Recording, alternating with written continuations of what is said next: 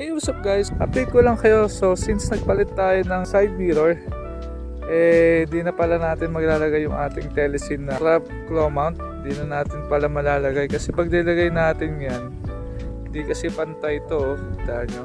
So, pag nilagay natin, napupunta siya dito eh. So, lumuluwag. So, may tendency na mahulog. Kaya, di na pala natin magagamit tong club claw mount dito sa side mirror na to. Pero meron ako nakita na pwedeng ikabit dyan.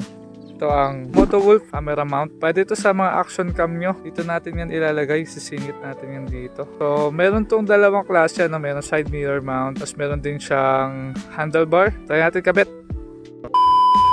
So yun guys, nakabit na natin. Bale yan siya. Yan no. Kapal niya. Try natin malagay dito. Yan. Saka natin to. Kakabit. Yan na guys, nakakabit na siya. Parang napakaganda ng quality niya ngayon. Hindi katulad yung mga unang mga lumabas na model.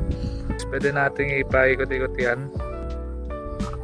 So yan, ganitong forma yan. Pag maglalagay ako ng Insta360. Yan lang yan.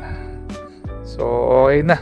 So advice ko lang guys, kung hindi nyo gagamitin itong action cam mount, like wala naman kayong ilalagay na camera o hindi mo muna kayo magbablog, I suggest na tanggalin nyo na lang muna siya. Kasi minsan diba, naka-mount siya, nakahigpit, tapos ginagalaw natin, dun siya nasisira. Kasi ito, parang dumulas na kasi siyempre pagka mahigpit tapos minumove mo, yun ang cost nun. Kaya kung hindi nyo naman gagamitin, pwede nyo naman ganyan na lang para at least hindi na siya na-abuse, para hindi na siya dumudulas. So yun guys, kung gusto nyo din ng ganito, check nyo lang yung yellow basket natin. Ride safe and goodbye!